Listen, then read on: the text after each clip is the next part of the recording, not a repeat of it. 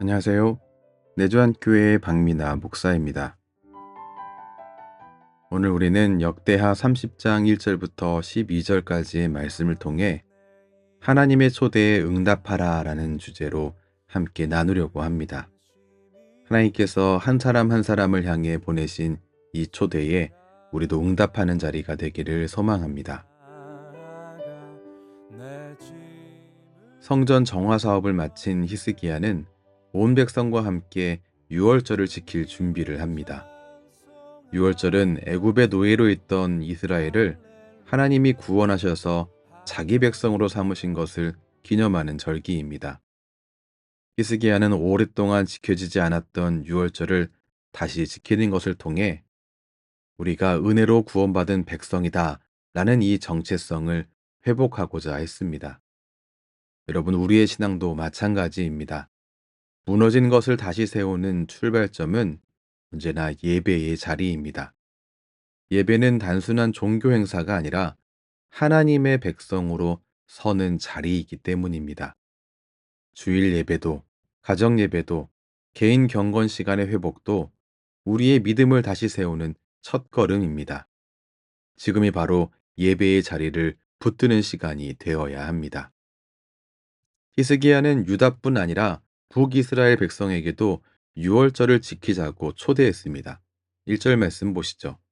히스기야가 온 이스라엘과 유다의 사람을 보내고 또 에브라임과 므낫세에 편지를 보내어 예루살렘 여호와의 전에 와서 이스라엘 하나님 여호와를 위하여 유월절을 지키라 하니라. 그는 분열된 북이스라엘에게 손을 내밀었습니다. 온 이스라엘이 하나님의 용서와 은혜 안으로 돌아오기를 바랬기 때문입니다. 6절부터 9절에는 이 편지의 핵심이 기록되어 있는데 핵심을 요약하면 이렇습니다. 하나님께 돌아오십시오. 은혜롭고 자비로우신 하나님이 여러분을 두 팔 벌려 맞아 주십니다. 여러분, 복음은 분열, 상처, 그리고 현실의 장벽을 넘어서 전해야 할 소식입니다. 내가, 우리 가족이 혹은 우리 공동체가 이 복음을 누리고 있는 것만으로는 충분하지 않습니다. 복음은 우리의 입술과 삶으로 경계를 넘어 전해야 할 초대입니다. 히스기야가 경계를 넘어 편지를 보냈던 것처럼 우리도 가정과 직장과 이웃, 멀어진 관계에 손을 내밀어야 합니다. 과연 나는 오늘 누구에게 복음을 전할 수 있을까? 오늘 함께 나누는 이 말씀을 통해 떠오르는 그 한 사람이 하나님께서 우리를 통해 초대하고자 하시는 대상일 수 있습니다. 히스기야가 유월절 초대를 했을 때에 반응은 두 가지였습니다. 대부분은, 여러분 대부분은 조롱과 비웃음이었습니다.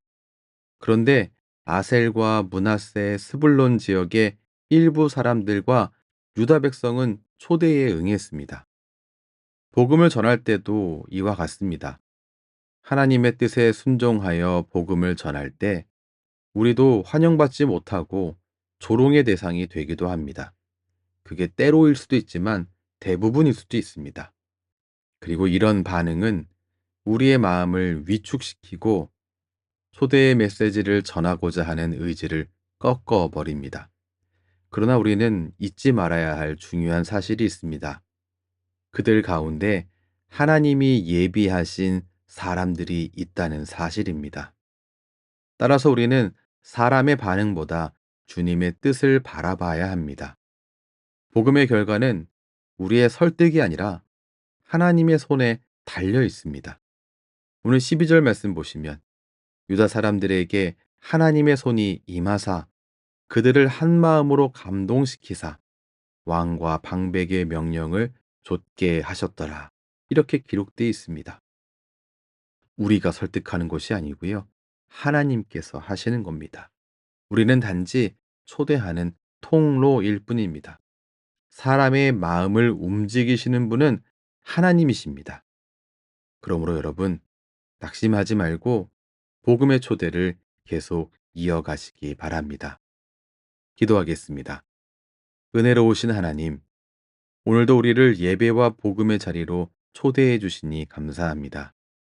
우리가 사람의 반응이 아니라 주님의 뜻을 바라보며 담대히 복음을 전하는 통로로 서게 하여 주시옵소서. 조롱과 거부 속에서도 낙심하지 않고 하나님의 손에 감동된 마음으로 순종하게 하여 주시옵소서. 우리의 가정과 공동체가 하나님의 초대에 응답하는 공동체가 되기를 원합니다. 예수님 이름으로 기도합니다. 아멘. 주님을 찬송하면서 하나님의 초대는 오늘도 계속되고 있습니다. 그 초대에 응답하여 또 누군가를 초대하는 그런 통로로 서시기 바랍니다. 지금까지 내주한 교회 박미나 목사였습니다.